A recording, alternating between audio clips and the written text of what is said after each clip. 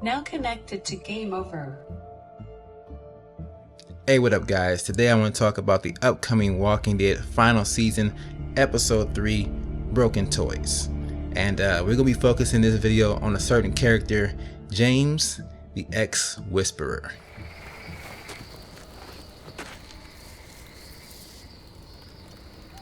I didn't mean to endanger you. The walkers were sent to help you. Was part of a group. Call themselves Whisperers. They've learned to live in herds, among walkers. Move among them. Sometimes guide them. Do you have a name?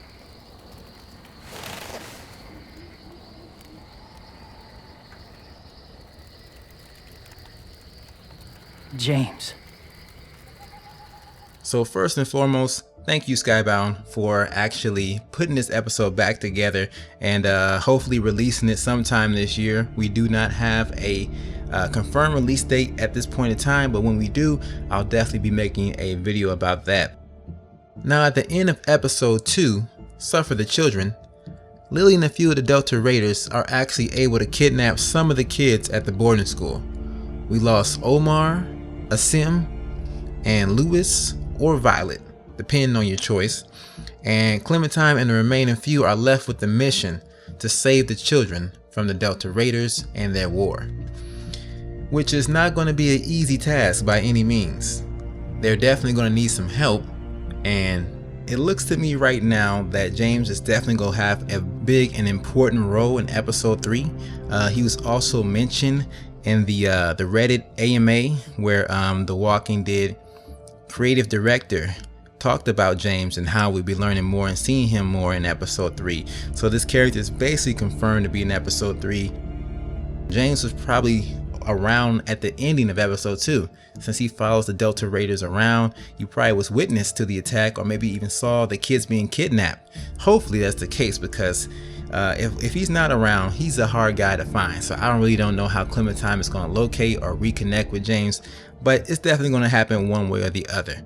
Now, James has very valuable information. He knows about the Delta Raiders. Since he's been watching them so long, he probably knows how they operate, may even know their weaknesses, may even know their schedules, may even know how they enter and exit the gates. If they do any type of patrols and they exit their community or their base, he may know when they leave, when they come back, and all those type of things. So James has all kind of information out there, and also he is an unknown by Lily. Lily and the group do not know about James, and they do not know what he's capable of, you know, controlling walkers and wearing walker skin, being incognito in plain daylight. So this is great. You know, James can definitely be used to get the advantage over Lily. You know, they say in boxing that the punch you don't see is the one that knocks you out. And hopefully James is that knockout punch for Lily and the Delta Raiders. We'll see, because we are dealing with a group of inexperienced children. I mean, my allies, my friends at the boarding school here, they are very inexperienced. They don't have any weapons what to speak of. I mean, we got bows and arrows, we got pocket knives, we got, you know, big logs and traps, which are not going to work in this type of situation that we're approaching here, because we're trying to rescue somebody at somebody else's base. So I don't really know how this is going to work out. And plus, the kids have not experienced too much of the outside world. They've lived a pretty much sheltered life at this point, staying inside Marlon's quote unquote safe zone that he kind of kept them restricted in. I mean, when Clementine first showed up in episode 1, we got characters looking at her like she's an alien, because they haven't seen no one new in so long. So these guys definitely need to get out more, and I'm definitely gonna need more help if I'm gonna be saving anybody from a group of heavily armed group of adults that are so armed that they are ready to war against another group. So a very dangerous situation that we're walking into here, and we're gonna need all the help we can get. A surprise attack is pretty much the only way. Maybe sneak in undetected and catch Lily and the gang off guard, or maybe sneak in and get the people we need to get and then get the hell out of there, one way or the other. But it can't be an upfront battle, because we'll lose that battle every time, and that's where James comes in. Him using his walker techniques, maybe guiding the herd to a situation so they can distract the Delta Raiders while we sneak around the back to get in the side panel or something like that. I think we lost him. And just learning more about how the Whisperers operate, some of the techniques they do. We already saw James in episode 2 trying to teach Clementine how to use noise to get rid of walkers, how to do subtle things that don't cause a lot of noise and distractions and don't cause a lot of harm in order to distract walkers and lead them astray, which is going to be awesome, man. I hope AJ can get on board and actually learn some of these things as well. We could pull him to the side, have him learn some of these techniques, because growing up in The Walking Dead, this type of environment like this, AJ needs to know everything he possibly can to protect himself. And if he can get these skills from James, even though I know they're not really sanitary, I don't expect him to be wearing any mask or wearing walker skin around like that, but there's some things that James knows that AJ can definitely benefit from. And we've already seen in the past that giving AJ a gun may not be the best option, so this may be another alternative for AJ to protect himself. Does he know what that is? It's dirty. Clean it. Maybe later. Back you go. Where it belongs. Dude. He is very small, he's very vulnerable, and anything he can use in these type of situations is a plus. And I also hope that we can see James meet up with the rest of the kids at the boarding school, get acquainted with them. I would definitely want to see a conversation between James and Tin. They both have a very interesting perspective on how they see the living and the dead and walkers in general, and those two talking amongst themselves would be an awesome moment if it happens in episode 3. Fingers crossed.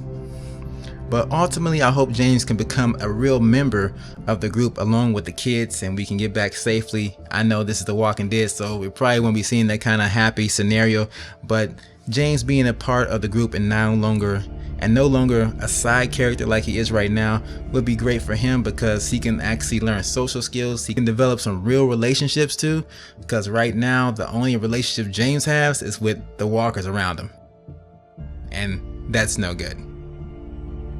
James is pretty much a pacifist, and that's really where we could butt heads or have a conflict with, because since James is such a peace-loving person, he may not want to participate or send the walkers out there knowing that they might be harmed or they may be killed. You killed some in the herd that saved you. Do you have to hunt everyone you see? They threatened me. Some. Not that one. Those are my thoughts right there, and about how important James is in the upcoming episode 3. As you may or may not can tell, I definitely like this character, and I can't wait to learn more about the Whisperers and about James and all that stuff.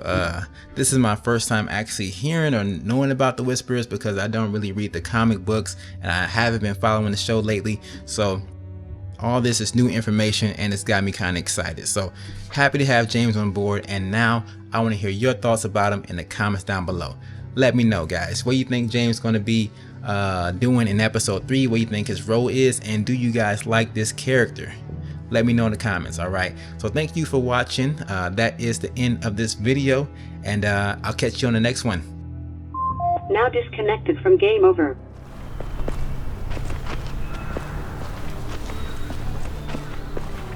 Walker!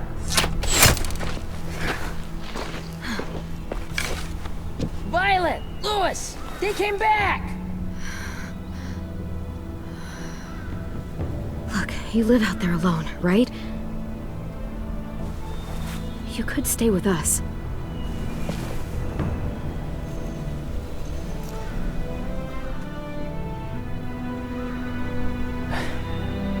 Not ready.